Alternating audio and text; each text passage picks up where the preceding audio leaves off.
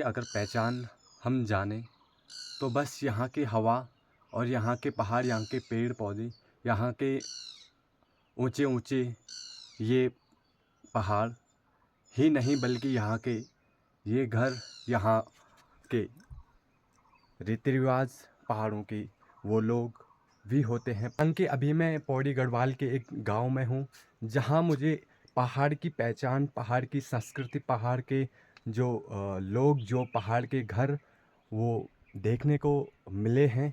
पर पहाड़ के वो लोग, वो दादा, वो दादी या वो बच्चे जो इन चौकों में कभी खेला करते थे या इन पहाड़ों में या इन पेड़ों में कभी चढ़ा करते थे, वो नहीं दिखाई दिए।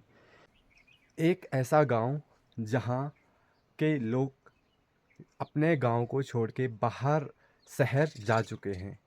हालांकि लगभग यहाँ की जो जनसंख्या अगर मैं बात करूं तो 100 से 200 के बीच के परिवार यहाँ रहते होंगे या उससे कम या अधिक भी हो सकता है।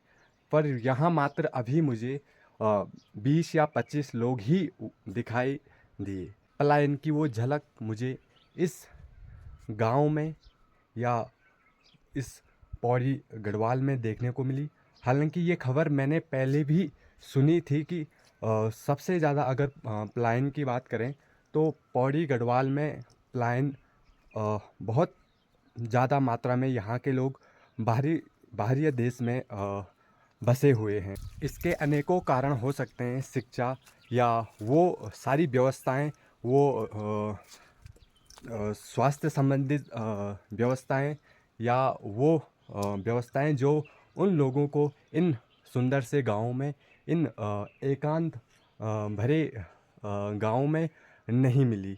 उठा अभी मुझे मिला है जो कभी इस पे तांबे का ये पात्र है, कभी इस पे पानी पिया करते होंगे दादा दादी या पोता पोती, पापा या माँ। बहुत सुंदर इसकी बनावट इस लोटे की। तो ये वो सारी सामग्री हैं, ये वो सारी वस्तु हैं जो कई सालों से यहीं पड़ी हुई हैं, इन घरों में पड़ी हुई हैं। और सुंदरता की अगर मैं बात करूं तो पहाड़ के जो घर होते हैं, जो उनकी बनावटें होती हैं, बहुत मशक्क़त करने के बाद ये जो पत्थर लगे हैं, जो पत्थर चिने हुए हैं, एक पत्थर के ऊपर एक पत्थर, तो बहुत इनमें मेहनत लगती है और बहुत समय भी इनमें लगता है इनको बनाने में। मज़बूती की बात करूं तो बहुत ज़्यादा मज़बूती, भूकंप जो रोधी घर होते हैं ये भी उनमें आते हैं। ये वो उस प्रकार के बनाए रहते हैं कि वो ऐसी छोटी मोटी जो आपदाएं हैं पहाड़ों की वो झेल सकें। पर इस प्रकार की स्थिति जब मैं देखता हूँ तो मुझे बहुत दुख होता है, आँखों में वो आंसू आते हैं कि इन सुंदर से पहाड़ों को छोड़ के, इन सुंदर से घरों को, अपनी यादों को छोड़ के, अपने इन मेहनत, अपने मेहनत को छोड़ के, वो समय को छोड़ के जो इन्होंने, उन लोगों ने अपने परिवार के साथ इन घरों में बिताया होगा कभी। ये वो घर की वो छत है जिसके नीचे कभी पूरा परिवार रहा करता होगा।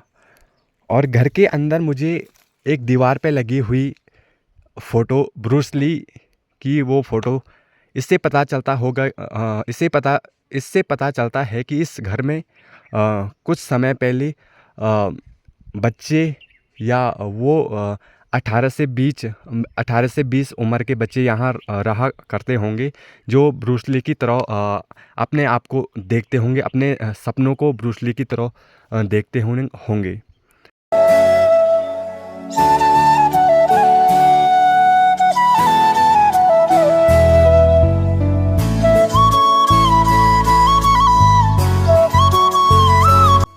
इन घरों में बचा है तो अब बस ये कूड़ा और ये हरी भरी उगती हुई घास और टूटे फूटे ये दरवाजे, ये खंडर, ये कुर्सियाँ और वो यादें जब कभी यहाँ लोग रहा करते होंगे, उनकी वो यादें यहाँ छुपी हुई हैं। मानो घर का ये चौक कई सालों से प्रतीक्षा कर रहा है कि कोई यहाँ आए और मुझे साफ़ करे, यहाँ से सारे कांटे और सब कूड़ा करकट बाहर डाले और मैं साफ़ हो जाऊँ। सुन पा रहा हूँ मैं इन घरों की वो आवाज़, इन चौक की वो आवाज़ जहाँ कहीं सालों पहले बच्चे खेले करते थे, पहाड़ के वो खेल खेला करते थे।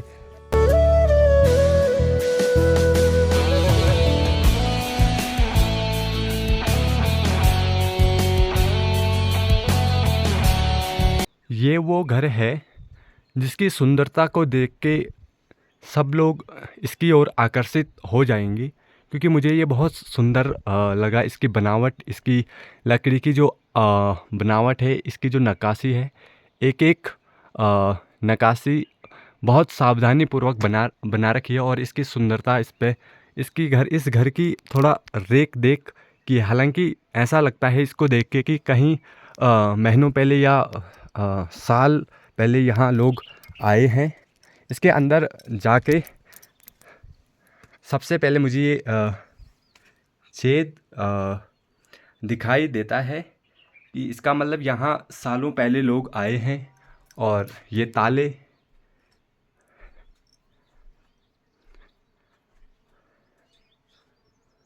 और ये वो सुंदर नक्काशी है जिसको बनाने में बहुत समय लगता है और बहुत सुंदर ये लगता है। पहाड़ों की ये पहचान है, पहाड़ों की ये सुंदरता है। यहाँ के जो बुज़ुर्ग हैं, जो बड़े लोग हैं, उनसे अभी बात की तो पता चला यहाँ गिने चुने ही लोग यहाँ रहते हैं।